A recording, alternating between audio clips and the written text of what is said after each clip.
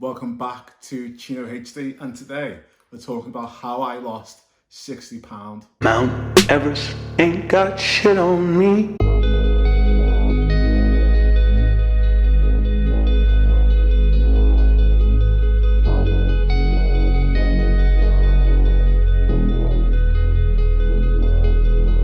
Guys, today is September the 3rd, and since January 2022 till January 2023, and even coming up to today being September, I went on a huge kick to just try to be a healthier version of myself. And as of today, I have lost the most amount of weight I've ever lost and may ever will lose if I try to go on another cut type approach.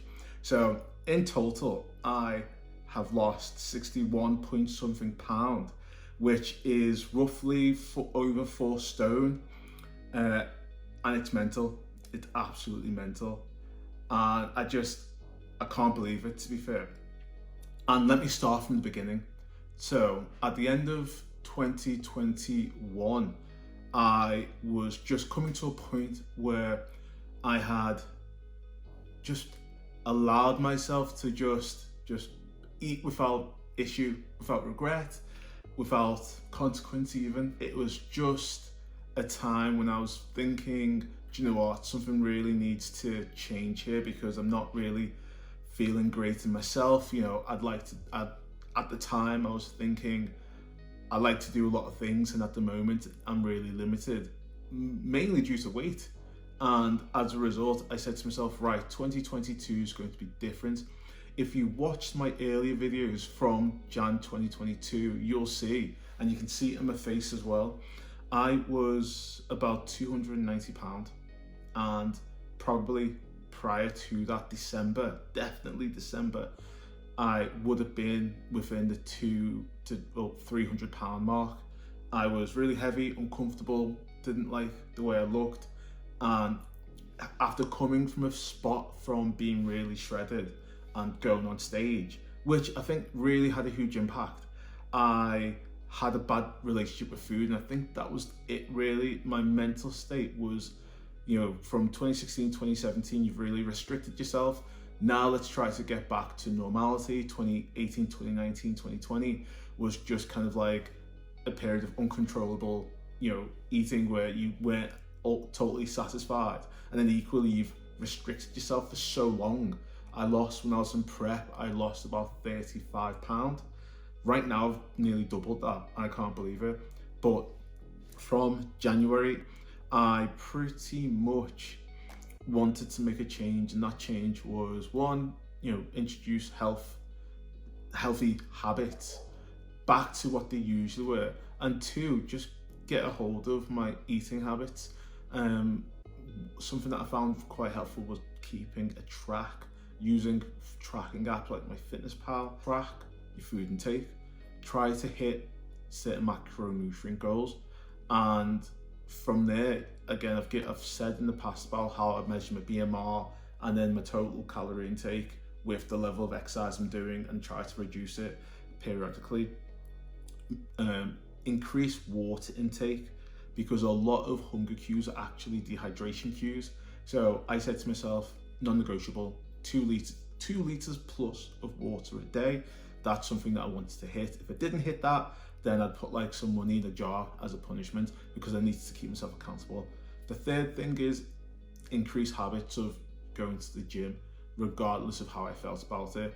So, you know, you will start off quite slow. I was literally doing 20-30 minutes in the gym and then leaving. Even then, sometimes I'd do 20 minutes in the gym and I'd leave. And then apart from that, other things that I was looking at doing was just reducing my takeaway intake, because it's just money gone, and you know that didn't really help my goal. So ultimately, from January, as my weight was going down, you know, there was things going on that I actually found quite exciting. You know, my friend James, he does hyrox, and there was a lot of hyrox stuff that he was doing that I found quite cool. And for me, I was like, actually, I'd like to give something like that a go. Why not? But I'm just too heavy to do it. From that point, I was like, you know, I'd love to sign up for something like that. Like, I was focusing a lot of not having that as an end goal, because I knew that was still quite out of my reach, but being fitnessy and staying in that mindset was something that actually said, right, let me at least do something that would, you know, someone who was training for that would do. And I guess that's another thing, it's changing your mindset and maybe changing your approach to a lot of things, and keeping people close by in your circle who will inspire you to kind of have that in mind. A lot of the time I find that a lot of people who are influenced, it's all mental. They have the social media account isn't directed towards either fitness pages or something like that to keep them accountable. It's directed towards, say, just other page, like food pages. I deleted all the food pages that was on my social media, and any type of deals or any food related stuff, unsubscribed, unfollowed, because it influences your mind, obviously. And you know, if you're following people on TikTok that do food reviews, if you're following businesses on Instagram or TikTok or Facebook that talk about food, just remove them, because it's too much temptation. So yeah, from January onwards, my focus was on progress and not perfection. I think we get so fixated on making things perfect, we get paralysis by analysis, and that just means that we go, oh, I'm not fit enough to do this. I'll think about doing it, but as a result, I'm just not going to do it, because what's the point? For me, I said to myself, right, I've been really fit, so my level of fitness should allow me to be able to do at least, say, 20 minutes on the treadmill. If I'm holding on to the sides, that just has to be what I'm doing for the time being. If I'm going to plan doing certain workouts, I'm just going to scale them to something that I can feel challenged with, but I can comfortably see to the end. If you've watched my videos, you'll know that I have looked at doing circuit training movements, metcon movements, just straight cardio, just straight weightlifting. There's a whole, mixed bag of things that I've done that has allowed me to build up my confidence and also endurance to really push and challenge me to keep on wanting to increase it. Like, what my training consists of now is different to what my training consisted last year. Like, it's completely different. Last year, you've seen me do stuff like when James was doing hyrox. I did a video where I said, right, in honor of James doing hyrox, I'm going to do something that's similar but completely different. But it's just kind of like, he's doing something fitnessy, I'll do something fitnessy, and like that type of stuff. Where I was doing like battle ropes, maybe some bench press, maybe 10 calories on the ski erg, and that 10 calories would have taken me maybe like 40 seconds, if not longer. And that would have been it, maybe 3 rounds. The whole workout probably would have taken me like 20 odd minutes, and I would have been completely done with it. So, from now, what I'm doing is something a bit longer, a bit more dynamic. And again, your training will adjust. The first thing I actually did when I went to the gym was I said to myself, right, in my head, let me picture a workout that I feel comfortable that I can do, and I should be able to do for 5 rounds. And I actually did that workout. Guess what happened? I got to the first round and I was like, there's no way I can do this for 5 more rounds. This is ridiculously hard. And then what I did was changed it. And I said, I need to scale all this back. I think I said to myself that I was going to do like a minute sprint on the air bike. I was going to do a minute sprint on the ski erg. I was going to do like heavy bench press because I want to keep some muscle. I'm going to do some heavy kettlebell goblet squats. And then I was going to do like another minute of skipping or something like that. After round 1, I was like, yeah, I can't do that. I just can't do that. So I said to myself, right, I'm going to call it a day. And next week, I'm going to fix up and do a condensed version of it. Like with anything that relates to checking your weight and checking your diet and looking at fixing up, you lose weight, a good chunk of weight, quite quick. I think in the first week of trying to get things into shape, so to speak, I would have lost about £6 in the first week. Second week, I lost about 4. And then as the weeks went on, it was, a lot, I was finding that my weight dropping was consistent, but not as significant as like a £6 drop, £5 drop, £8 drop. And I said to myself, the weight dropping or the weight on the scale is one metric of checking how healthy I am. I used to train with this guy called Rob, and Rob, if you're still watching, he's in America right now, but hope he's doing well. I used to say to Rob that the main aim of a workout or routine is to get better at doing the movements, increase technique, feel more comfortable, increase your endurance. I said to him, weight loss or anything associated with weight loss should be seen as a byproduct to that effort that you're doing, not the main thing that you're going for. And that's something that I was saying to myself. Don't be caught up with the weights on the scale. It's just a measure of how you are with gravity. If you drank a litre of water and stepped on the scale, your weight would shoot up because you've just ingested water. If you've weighed yourself in the morning and then you've eaten food and then you weigh yourself again, you go, oh my God, I've gained so much weight. You haven't. You've ingested food, you've ingested sodiums, you've ingested something that contains water, you've ingested something that's dense in micronutrients that's going to fill your stomach up. So of course that's going to have an impact on the scales. It doesn't mean you've gained fat, and it doesn't mean as a result you've gained permanent weight. So I used to say, view it as a byproduct of what you're doing. Don't see it as the main goal. So that's what I did. I pretty much said, right, my main aim is just increase my fitness, and if that results in weight loss, then that's something that I'll look at doing. When it came to, as the weeks were going on, obviously James was taking part in fitness related stuff that got me more inspired. I was looking at the little things that I was able to do. The lighter I felt, the more dynamic I felt, and then that allowed me to actually go, right, there's a lot of habits that I've built up that I need to get rid of. So habit number 1 was thinking about just, okay, I've got delivery apps on my phone. Oh, it's lunchtime, let me just get something. No, let me make something. Let me bring in foods, or let me do a shop and have more whole foods, healthy foods that allow me to actually use my hands and make it.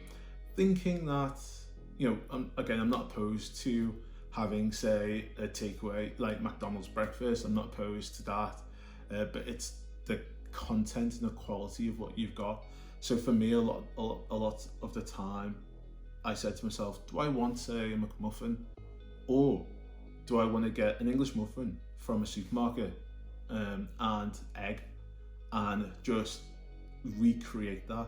Let me recreate a fast food meal with real food. Clearly, stuff like that was just like a dividing line. If I'm ordering food and if I'm with my partner and she hasn't finished all her food, do I need to eat all her food or the remainder of her food? No. Just because you might have been brought up in a household where you had to finish your plate, if you're grown up, you're a teenager, you're grown up, you don't have to finish your food. Like, if you're full, you're full. You don't need to go, right, I need to finish everything here. You don't have to do that. You have the choice to say, right, I'm full. I'll put that in the bin, I'll put it to the side. There's no waste to be had because any eating of it is just unnecessary. So that's something I genuinely said to myself, right, when I start doing this, implementing this, having more water, water's a huge one. A lot of the reactions happen in your body with the aid of water. If you're dehydrated, those reactions that need to fuel you are slowed down. So if you're drinking more water and the reactions can happen, that can lead to weight loss, that can lead to longevity and health. So for me, I was like I've said, non-negotiable, 2 litres of water. And if I don't have my 2 litres, then I need to make sure I make it up, find time in the day, find a bottle that you like to drink out of, if that's the case, and have that as my 2 litre bottle or 1 litre bottle, and you just fill it up twice. For me, I found that as I felt fitter and fitter, a lot of the things that I thought I couldn't do, I was doing. Obviously, people may know that I've got back pain, and there's a story coming up about that. However, as I was getting lighter and lighter, I found my back pain was getting less and less. My back pain is where it is separately with my weight, but with my weight decreasing, the pain that I felt decreased, the pressure on my muscles and my bones decreased. Therefore, I felt more comfortable going for longer walks. I felt more comfortable doing things that I didn't feel comfortable doing. In old videos, you've likely seen I've worn hoodies, loads of hoodies all the time. Still wear hoodies, but like as a result of being large, you just think it's easier to wear a hoodie because it's just something you can throw on without thinking about it. But that was more like a mask of how I felt. Let me wear a hoodie because it's just easier, and you can kind of hide how big you are, which isn't something that you should be doing when it comes to your food, your clothes choices. But yeah, like I said, the fitter I felt, the more stuff I was able to do. The more stuff I was able to do, the more it inspired me to do more. For me, that made me think about, actually, if there's deka coming about, and you've seen me do a lot of deka videos, if deka's coming about, would I be actually fit enough to do something like that? I lost about 35 pounds before I started thinking about actually being able to do fitness events. And I looked at myself and I said, oh my God, I have lost exactly the same weight that I'd lost back in between 2015 to 2016 when I went on stage. Oh my God. However, the difference was when I lost that, back then I was completely ripped and shredded. And then when I lost it again now, I was like, I still look like a before photo. I was like, this is crazy.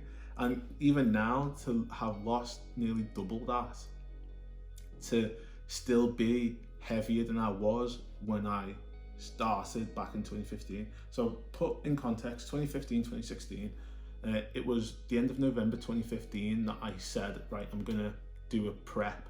My prep lasted for about 36 weeks, and I went from 223 pounds, which is what I weighed, to 187 something pounds. I think the lowest I ever got to was 185, but that was just short-lived. But yeah, I was roughly around 187, 190 pounds when I competed on stage. So, and that was just completely shredded, ab veins, you name it. And to have lost even now 60 odd pounds and not have that level of physique is something that you've got to go, Jesus, that's just ridiculous. You'd think all the effort and you're not ripped and shredded, you've lost double. But I've got to remind myself that I was 223 pounds. I was actually in shape still. I just wasn't in prep shape. So I'm getting back to being in shape and not prep shape. So that's what you need to keep in mind. But yeah, when I lost half of that, I was thinking about doing something more. Saw Deka Fit, I'm sure James talked about it, and Deka Strong elements looked like stuff that I could manage, and I was like, yeah, I could do that potentially, but I didn't know if I could or not. At the end of 2022, there was a challenge put to James to do something called Death by Deka, which you've seen. And I said, you know what, if I can do Death by Deka and I can complete it, then I can definitely do a Deka competition in 2023. And what is Death by Deka? It is pretty much doing all the stations equivalent of 4 times. So yeah, if you watch the video, it was intense. It took me over 2 hours, I believe, to complete. And when I finished it, I was just in awe of where I've come from to where I am now. It was just ridiculous. I was just like, how could I have done all of that? And it was crazy. It was mind-boggling. So then I said to myself, right, 2023, I've got to do something. I've got to put all this practice into motion. So I signed up to Deka Cliverer, which was the first Deka Strong in the UK, and I also signed up to Deka Malaga because I said to myself, let me do both. As a result of locking myself in And this was, thinking about it November 2022 and December 2022, and think about doing it. It meant that my Christmas, I was mindful. You don't have to go crazy, you don't have to go out. Me and James, when we did Death by Deka, that was New Year's Eve, or it was either New Year's Eve or New Year's Day, I can't recall now, but that was a statement to myself to say, this is you keeping yourself accountable. It's not saying, oh, you've got to be boring or you've got to not have fun, but you can have fun and be accountable. You don't need to be thinking, oh, if I don't have a drink, or if I don't overindulge, the party's not going to be had. You are not the party. The party is the party. You are a cog in that system, and if you are out of that system, it wouldn't stop the party. The amount of times where you've just got to say, give yourself limits to things. For me, I know the barriers in my place to staying healthy, to keep myself accountable, is overindulgence. Things that affect me: number one, Maltesers. Number two, if you have a drink, if you go out, and number three, overeating, overindulgence, like I've said before. So just two things: overindulgence, Maltesers, and going out. So how do you fix those barriers where they're no longer affecting you? So for me, for a year, I cut out Maltesers. I asked my partner, eat on Easter, don't get me any Easter egg. If you've got a thing with alcohol, don't drink during the week. Don't even buy it during the weekday.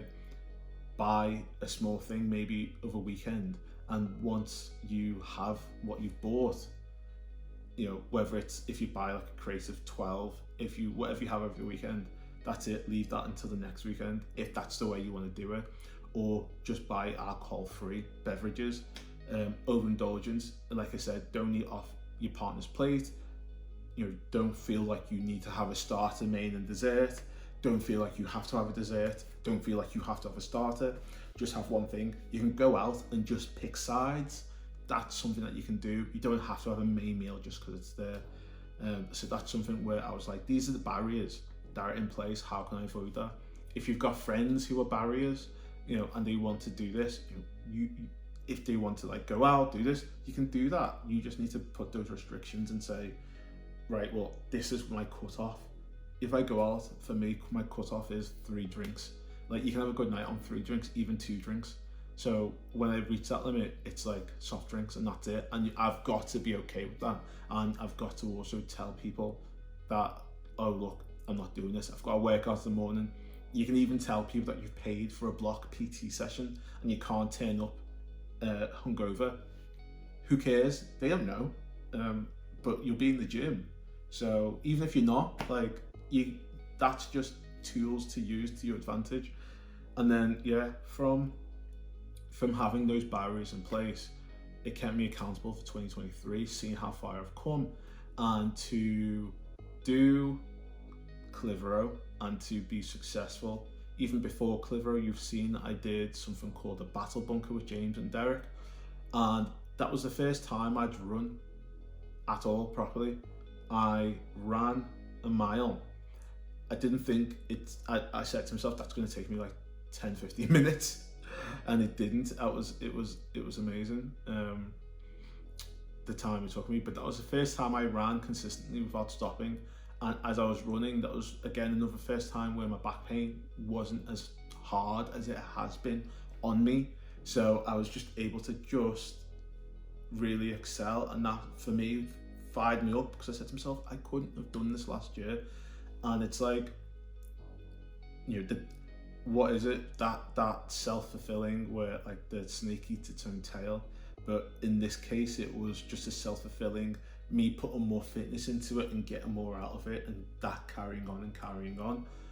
From doing that to doing Deka Spain, I must have come in Deka Spain at £238, and again, being light on my feet and doing both Deka Mile and Deka Strong, I was like, I couldn't have even done this in February.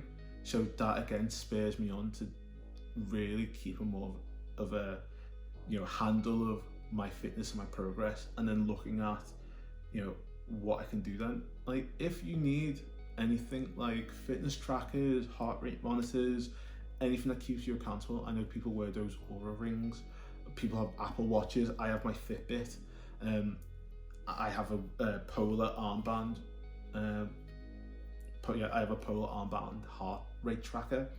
There's no one thing that can keep you accountable. I have this to see what my sleep looks like and to track my workouts. This isn't really that great. I have a Wahoo Ticker chest strap, which is a better heart rate monitor, and my polar armband is a better heart rate monitor as well. I like wearing the armband because if I don't want to wear my watch, I can just stick it on my wrist here and keep track of my workout on my phone.